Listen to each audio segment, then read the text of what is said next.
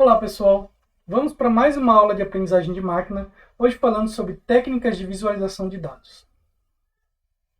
Bom, na aula de hoje a gente vai começar com uma breve motivação, depois nós vamos falar sobre dois métodos para visualização de dados, o TSNI e o UMAP, e depois nós vamos falar de algumas aplicações, tá? Alguns exemplos de aplicações de métodos de visualização em geral.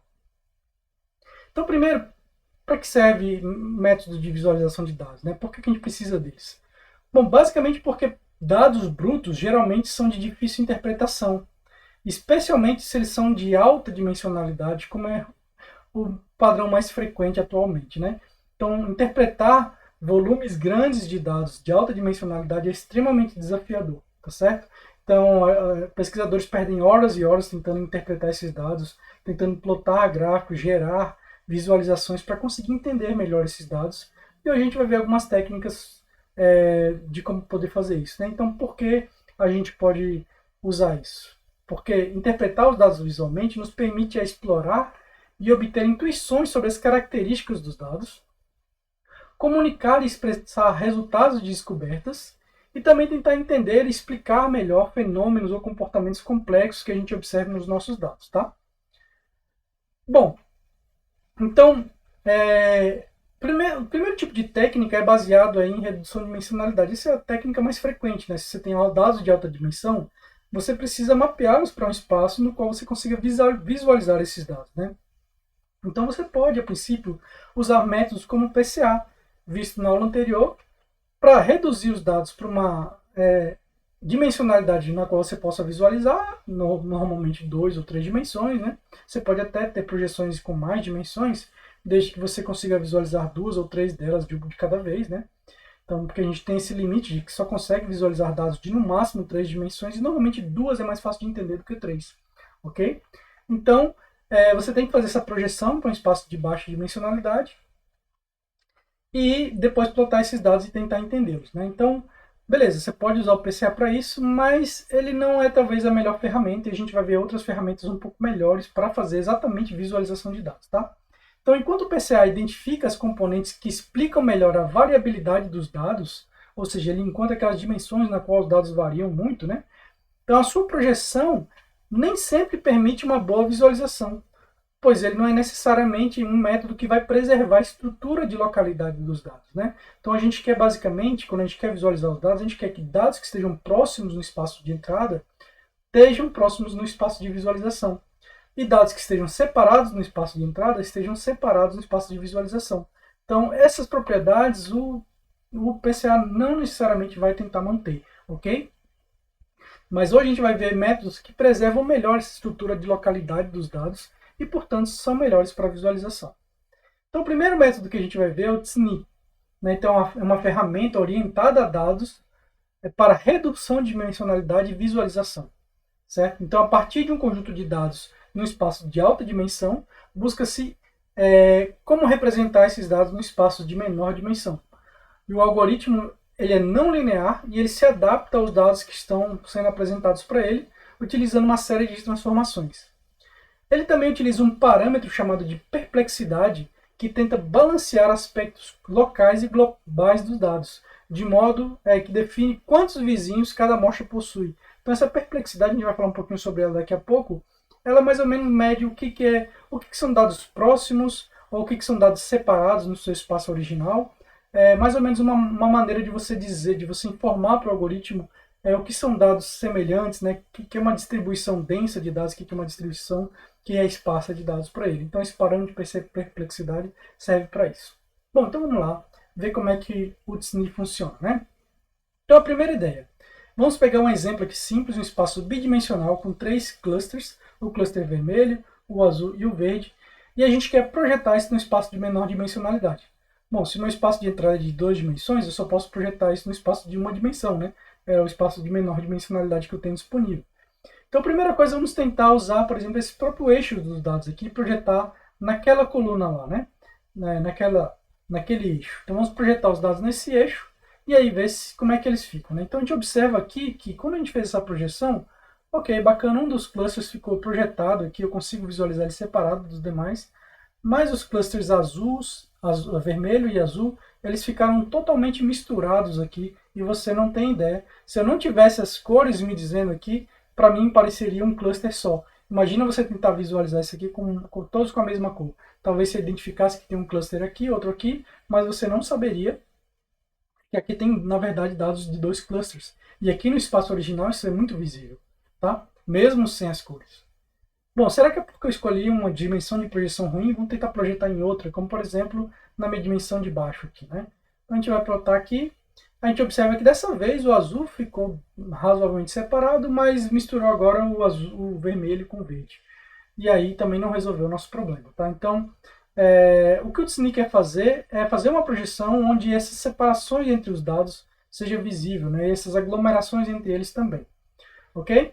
Então a ideia: projetar os dados aleatoriamente em um subespaço, é o primeiro passo, e depois ajustar esses dados para representar as similaridades e diferenças deles, movendo eles nesse espaço projetado, nesse subespaço, né? Então a ideia é primeiro projetar num subespaço qualquer, né? Então eu escolho aqui um subespaço aleatório e projeto meus dados, vamos supor que seja esse. E aí meus dados ficaram totalmente embaralhados aí, né? Porque eu escolhi um determinado subespaço difícil. Então, só como exemplo, aqui é só uma ilustração, tá? E aí, agora o que eu quero é essas propriedades, né? Então, o segundo passo é mover os dados no subespaço projetado para que eles se aproximem, quando são próximos, ou seja, dados que são próximos aqui, por exemplo, esses dois são próximos, eu quero que eles se aproximem aqui nesse espaço projetado. E dados que são distantes, como por exemplo o verde e o vermelho aqui, eu quero que eles se afastem no espaço projetado, ok? Até que isso represente razoavelmente bem essa distribuição aqui, tá? Bom, então você pode ter uma interpretação física disso, né? Que é como se fosse molas que você tivesse aqui. Então essas molas aqui estão em seu estado de repouso no espaço original, ok? Então aqui essa mola está em repouso, ok? Ela não está nem empurrando nem puxando esses padrões. E essa mola aqui também está em repouso, não está empurrando nem puxando esses padrões. Porém, se você movesse esse padrão para cá, essa mola ia empurrar ele para ele ficar aqui.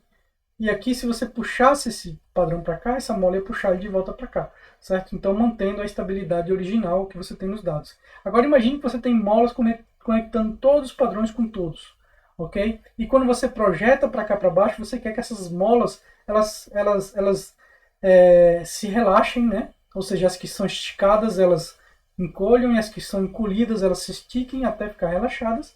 Só que, obviamente, isso não vai ser possível porque você tem menos dimensões aqui, então nem todas as molas vão estar totalmente relaxadas, mas vai ter um ponto de equilíbrio entre elas ali, onde cada uma vai estar no seu ponto de tensão ideal ali, né? O mais relaxado possível para aquela configuração. Então é isso que o Tsni tenta fazer, ok? Então ele vai mover esses padrões até encontrar o ponto de relaxamento dessas molas, mas fazendo isso de uma maneira matemática, como a gente vai ver, tá? Então, é como se essas molinhas aqui estivessem aqui embaixo, tá? E aí você fosse mover elas, né? Então a molinha aqui entre esses dois padrões, ela tá aqui, e entre o verde e o vermelho, ela tá aqui, né? Então, se esse cara aqui está muito perto desse, ele vai tentar empurrar. Se esse aqui está um pouco distante desse, ele vai tentar puxar para juntar eles aqui. Ok. E aí, à medida que você vai fazendo esse processo, os padrões vão se movendo nesse espaço e se organizando cada vez melhor. Até que chega num ponto onde eles estão basicamente tentando reproduzir essas distâncias aqui, essas similaridades da melhor maneira possível, ok? E aí você tem aí os agrupamentos claramente visíveis. Então é essa ideia por trás do Tsni, ok?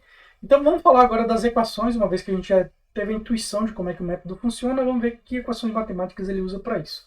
Então a primeira coisa é que ele precisa medir a similaridade, né? Saber o quão próximos esses pontos estão aqui ou quão distantes eles estão, né? Então ele usa isso usando uma medida de similaridade condicional entre dois pontos. Então, dados dois pontos, ele vai medir a similaridade condicional utilizando distribuições gaussianas. Então é como se você pegasse aqui, quando você está medindo a similaridade de I em relação a J, I, padrão I, em relação ao padrão J, você vai utilizar essa distribuição aí, né? Então essa distribuição, note que aqui em cima a gente tem uma distribuição gaussiana que compara o I com o J, e aqui embaixo a gente tem o somatório, né?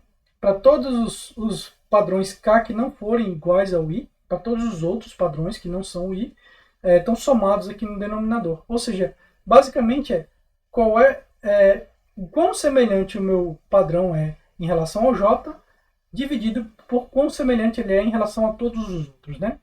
E o somatório disso no denominador. Então note que essa função que a gente está colocando aqui de medida de similaridade é basicamente uma distribuição gaussiana, né? Então é como se eu colocasse aqui uma distribuição gaussiana em cima desse padrão aqui, ok? Uma distribuição gaussiana, e aí os padrões vão se posicionar dentro dessa gaussiana. Então note que, por exemplo, esse padrão azul ele está muito aqui no finalzinho da minha distribuição gaussiana, provavelmente já é praticamente zero, enquanto que esses outros padrões aqui eles estão próximos aqui de minha distribuição gaussiana, né? Então essa é a ideia básica da medida de similaridade no espaço original que o TSNE utiliza, tá? E aí note uma coisa importante, é o seguinte, eu estou medindo a similaridade entre o padrão I, dado o padrão J, e aqui, como desvio padrão dessa gaussiana, eu estou utilizando apenas o valor I, né? Então, é como se esse padrão I fosse a minha referência aqui, né, de medida de similaridade entre os dois, ou seja, como se eu estivesse medindo meu J em relação ao I, ou I em relação ao J, mas eu estou apenas utilizando a variância em relação ao I. E como é que é estabelecida essa variância, né? Então, a gente não vai dar detalhes assim dos cálculos matemáticos dela aqui, só para a gente não demorar muito, mas basicamente ela mede a densidade de pontos ao redor do padrão I. Ok? Então, sigma i ao quadrado mede o quão densos estão os pontos ali, né? Então, áreas densas, menor variância. Então, aqui, por exemplo, essa área está bem densa, tem menos variância. Já que na região dos azuis, a área está mais espalhada, os padrões estão mais espalhados. Então, a variância é maior, né? E aí, eles têm, além disso, um parâmetro aqui que mede o quão grande, o quão pequeno é uma variância em relação à outra, tá? E esse é o parâmetro de perplexidade que a gente falou anteriormente. Então, o parâmetro de perplexidade ele vai permitir você ajustar e o que é uma diferença de variâncias muito grande e o que é uma diferença de variâncias pequena, ok? No seu espaço de dados.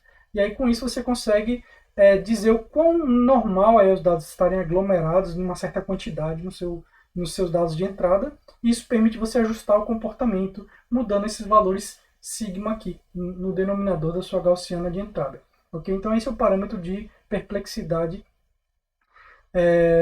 usado no TSNE. Um detalhe importante é que aqui a gente está medindo um padrão em relação ao outro, mas usando a variância só de um. Então, se eu inverter aqui, trocar o I com J, a variância do J, a densidade aqui na região do J, é diferente da densidade na relação ao I. Então, calcular P de I dado J é diferente de calcular P de J dado I. Vai dar um valor diferente devido à variância que está sendo usada no denominador, que vai ser diferente. Ok? Da sua exponencial aí, da sua gaussiana. Enfim, então isso traz algum desafio, né? Então, o que a gente quer, na verdade, é que eu consiga medir a similaridade de um padrão em relação ao outro, independente de qual que eu escolhi em relação a qual. Então, para você ter uma versão simétrica dessa medida, basicamente o que ele faz é uma média das duas. Então, ele calcula P de J dado I, mais P de I dado J, e divide aí, né, pelo número de elementos que você está comparando, né? Então, se eu estou comparando 2, divido por 2, tiro uma média. Ok? Então, isso é a medida de similaridade que você vai utilizar aí. Essa aí, que independente de se você está usando I em relação ao J ou J em relação a I, porque é uma média entre as duas, tá? Ok.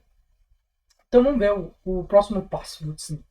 O próximo passo é, uma vez que você projetou esses dados no seu subespaço que você escolheu aleatoriamente, você vai medir também a sua similaridade condicional, ou seja, aquelas molinhas, né? É como se isso aqui fosse a nossa molinha, esse tracejado aqui fosse a nossa molinha, e a gente quer medir essa mesma similaridade, que é essa molinha, aqui nesse espaço projetado. E a gente quer que, proporcionalmente, elas estejam parecidas, ok? Então, aqui, ele utiliza essa equação que é semelhante à anterior, mas é como se você tivesse variância 1 aí, né? E em vez de você ter a sua exponencial, a sua gaussiana, você tem aqui uma distribuição T-student, né? Então, originalmente, eles utilizaram também uma gaussiana aqui, nesse espaço, mas eles observaram o seguinte, que como a gaussiana ela tem uma cauda muito curta, né? Então, e o espaço de dimensão alta, ele era muito diferente do espaço de dimensão baixa, né?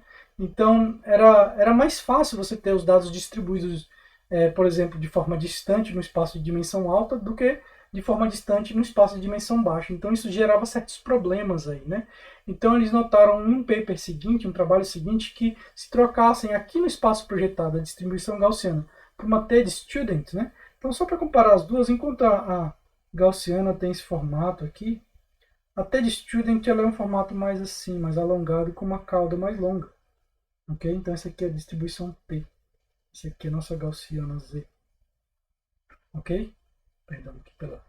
Certo? Então ela tem a cauda mais alongada e isso facilitava porque você conseguia, com esse efeito, compensar o desbalanceamento das forças das molas causado pela diferença entre a quantidade de dimensões no espaço de entrada para o espaço de dimensões projetado. Ok? Então, o emprego da distribuição T é justamente para isso. Né? Então, essa cauda mais alongada dela, ela facilita esse posicionamento aqui dos padrões, tá? E eles não ficam tão misturados.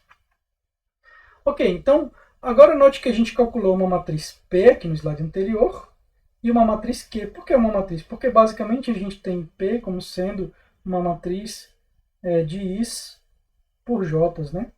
Is por J's. Então, você tem a medida de similaridade de qualquer padrão I para qualquer padrão J. E a diagonal principal, basicamente, não nos interessa que a similaridade de um padrão com ele mesmo, isso aí não faz diferença nenhuma, né? Ele vai ser sempre super similar. E, da mesma maneira, a gente tem uma matriz Q, que também tem o mesmo formato, né? I por J, porque os mesmos padrões do espaço original, eles estão aqui no espaço projetado. Então, aqui você tem I também por J, ok? Onde aqui a dimensionalidade disso é o tamanho do seu dataset, ou N, né? Ok? Então, basicamente o que você quer é que essas matrizes aqui, elas sejam similares. Se elas estão medindo a similaridade entre padrões I e J no espaço original, que é P, e no espaço mapeado, que é Q, o que você quer é que essas matrizes sejam o mais próximo possível, né? Então, o próximo passo é basicamente tentar fazer com que essas matrizes se tornem semelhantes, movendo os dados ali, os pontos no seu espaço de mapeado, né? Então, resta minimizar a diferença entre as duas matrizes P e Q, obtidas em cada um dos espaços, o que é feito movendo-se os padrões para minimizar a diferença que a gente chama de divergência Kullback-Leibler, né? Divergência KL. Então, a divergência KL é dada por essa equação aqui, que é basicamente um somatório de I em J, de P de I J, ou seja, uma célula daqui, vezes log de P de IJ dividido por Q de J, ou seja, o valor de uma célula daqui dividido pelo valor de uma célula daqui. Então, notem que quando esses valores forem semelhantes aqui, esse aqui vai dar 1, né? E esse valor vai dar bem baixo aqui, tá certo? Então, ao minimizar essa divergência KL, você vai fazer com que uma matriz se torne semelhante à outra. E como que eu posso mexer nos meus padrões para que essa divergência seja minimizada? Bom, se eu noto, por exemplo, que aqui nessa matriz P eu tenho uma célula com similaridade alta, e aqui eu tenho uma célula com similaridade baixa, então o que eu tenho que fazer?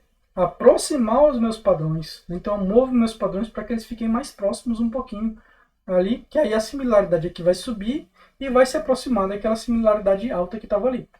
Por outro lado, se eu tenho outros dois padrões aqui, onde a similaridade aqui é alta e lá é baixa, então eu preciso afastar os padrões I e J para que eles fiquem mais dissimilares, e aí você diminui a medida de similaridade dele para ficar mais semelhante como está lá. Ok? Então, fazendo esse procedimento, você vai ajustando os dados no seu espaço mapeado, e aí você consegue minimizar essa diferença e fazer com que a projeção preserve todas aquelas funções de localidade da melhor maneira possível no espaço mapeado. Ok?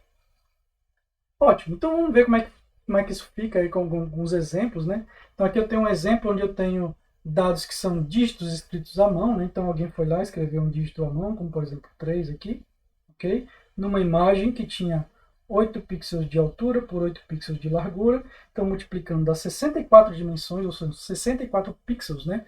Aí, e você está projetando aqui num espaço de 2 dimensões apenas, né? Então você está projetando 64 dimensões no espaço de 2 dimensões, e olha que plot bacana, né? Então a gente observa aqui que os dados estão bem distribuídos, né? E que os dígitos semelhantes, ou seja, todos esses pontinhos aqui, eles são da categoria 6, né? São dígitos 6. E olha como eles estão agrupados juntos, né? Aqui no espaço projetado.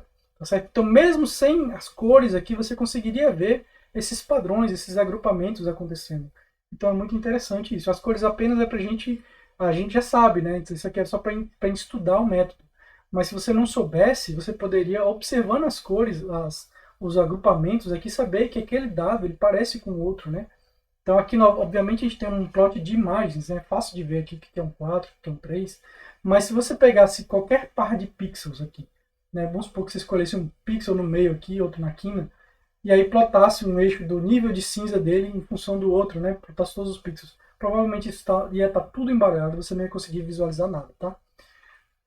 Ok, então aqui vamos falando um pouquinho do parâmetro de perplexidade, né? Então a perplexidade aqui, ó, aqui você tem valor 5, para tá um pouco difícil de ver, aqui 30, 50 e aqui 100, ok? Aqui só para a gente visualizar, está sendo mapeado um espaço bidimensional para um espaço bidimensional também, né? Apenas para a gente ver o que acontece com os dados. E note que com a perplexidade muito baixa, a característica global dos dados não é muito preservada, apenas a local, né?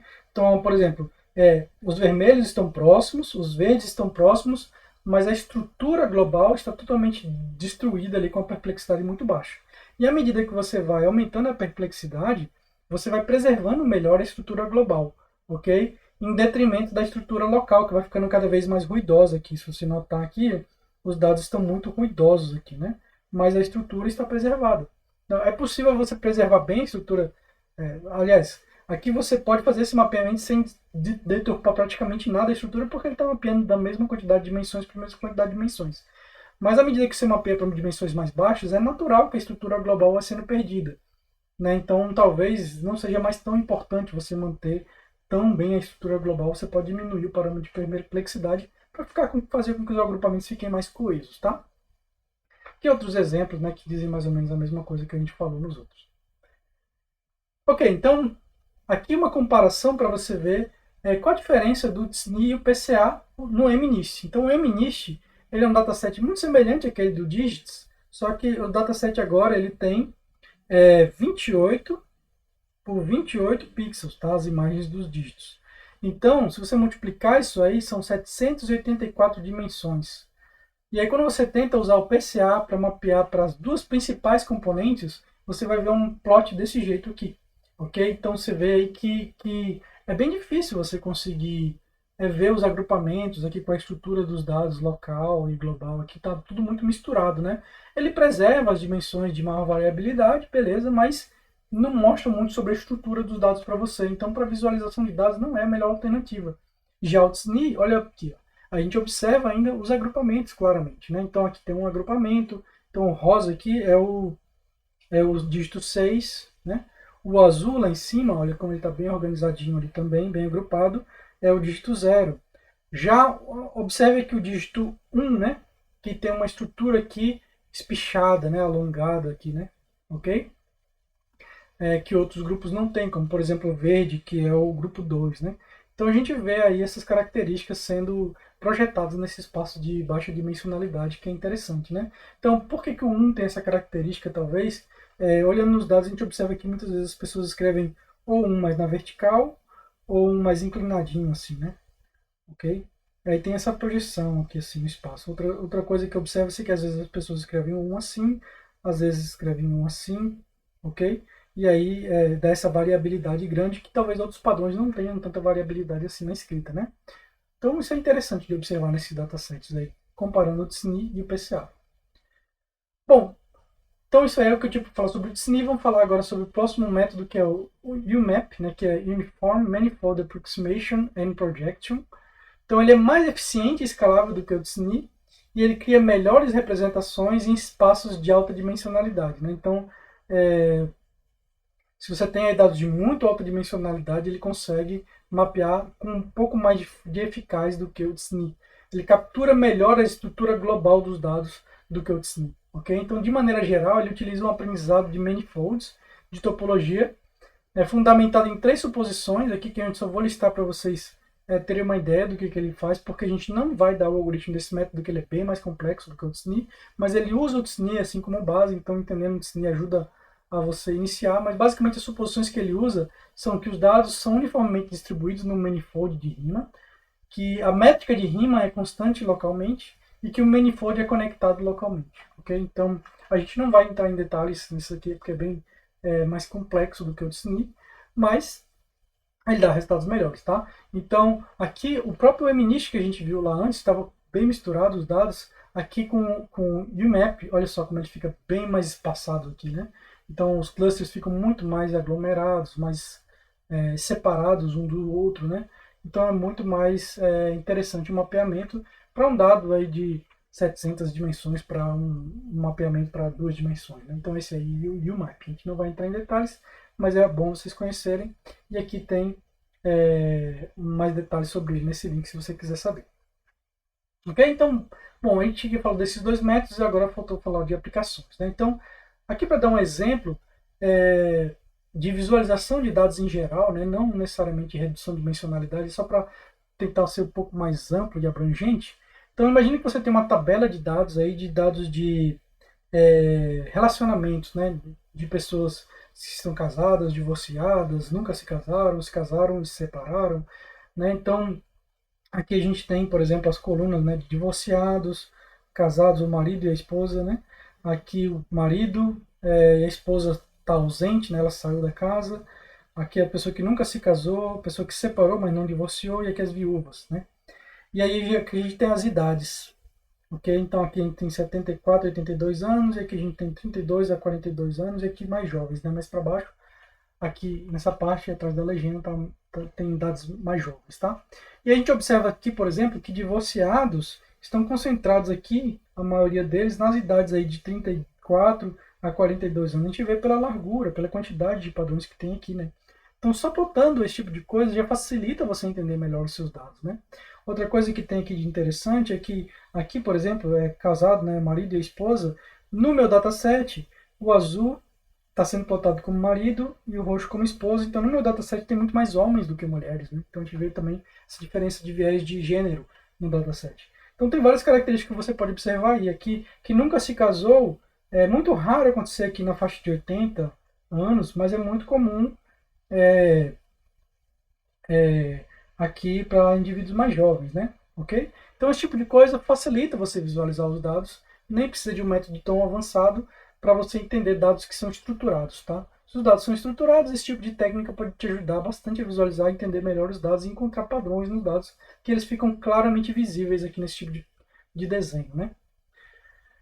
Ok, vamos ver algumas aplicações agora em aprendizagem de máquina.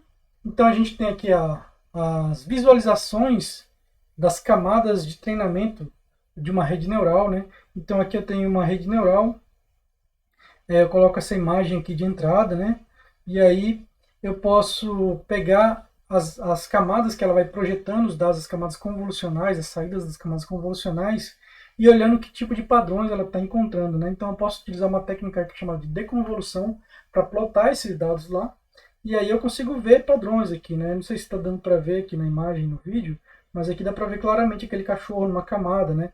Aqui o tipo de filtro que ele está apresentando, né? Então você pode ver que tipo de características são importantes para identificar determinada categoria nas camadas intermediárias, né? Se dá para ver alguns padrões interessantes aí nos dados. Então esse é um exemplo de aplicação em ML, de você criar visualizações interessantes para você estudar um fenômeno. Outro exemplo aí de ferramenta de visualização de dados é o Wisdom, né? Então o Wisdom aí ele é uma biblioteca bacana, bem interessante para você plotar dados de machine learning, que você pode criar esses gráficos todos aqui de forma fácil. Outra bem comumente utilizada é o TensorBoard, né, para gerar gráficos interessantes aí, a estrutura do seu modelo, né, como é que um modelo se compara com o outro. Então, algumas ferramentas bem legais. Mas a outra aí é o Weights and Bias, né? Então aqui a gente está comparando duas redes, por exemplo, a ResNet com a Naive AlexNet. Né? Aqui a gente vê uma imagem original de entrada de uma e da outra, da ResNet e da AlexNet. Aqui a imagem que foi segmentada por uma e segmentada por outra, né? E assim por diante. Aqui todos os parâmetros comparando os dois modelos, né? Então esse tipo de visualização de dados ajuda bastante a gente, né? Em ML. Eu estou dando exemplo de ML porque é o tópico da disciplina, mas a gente já pode aplicar essas técnicas em várias outras áreas, tá? Então, aqui um outro um exemplo de aplicação aqui mais precisamente de redução de dimensionalidade é a visualização de superfícies de erro, né? Então, quando você treina um modelo aí que tem uma quantidade grande de parâmetros, às vezes milhares de parâmetros, a visualização da superfície de erro permite entender, em tempo de treinamento, o que está acontecendo no processo de otimização, adicionando níveis de abstração, né? Então, ele permite identificar não somente em que ponto ótimo do processo se encontra, mas também se existem melhores possibilidades de margem de melhoria, né? Então, utiliza técnicas de redução de dimensionalidade para visualizar esses dados, como, por exemplo, PCA, LDA, Spectral Embedding, o próprio TSNE que a gente viu hoje, e assim por diante, tem alguns outros métodos, ou até mesmo autoencoders, que a gente vai ver daqui a algumas aulas, pode ser utilizado também para redução de dimensionalidade, para visualização de dados, e aí cada um com suas particularidades e limitações, né? Então vamos ver que tipo de coisas, de visualizações que a gente consegue gerar da superfície de erro. Basicamente coisas como essa aqui, né? Então aqui você tem um espaço em 3 dimensões, onde aqui pode estar um parâmetro. Na verdade, imagine que você tem um conjunto de parâmetros θ lá de alta dimensionalidade e você usa uma projeção desses parâmetros do modelo para um espaço de menor de dimensionalidade, onde aqui é componente 1 e aqui é componente 2, e aqui está o erro.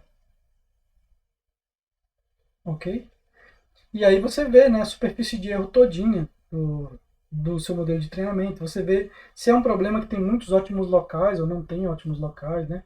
Aqui, como é que fica a sua superfície de erro se você estiver usando Hello, Mesh ou SVish, né? Então, dê uma olhadinha aqui no Loss Landscape Explorer para você dar uma olhada em como se gera esse tipo de coisa. Aqui um outro exemplo, né, a superfície da loss e o gradiente, né? Então aqui esse gradiente azul é por onde o meu método seguiu, né, até ele convergir lá, né? Então a gente vê que interessante isso aí. Então cliquem depois nesse Loss Explorer aí para vocês verem, tem um site muito bacana que mostra várias superfícies de loss que você pode gerar para tentar entender melhor como funcionam os seus padrões, ok?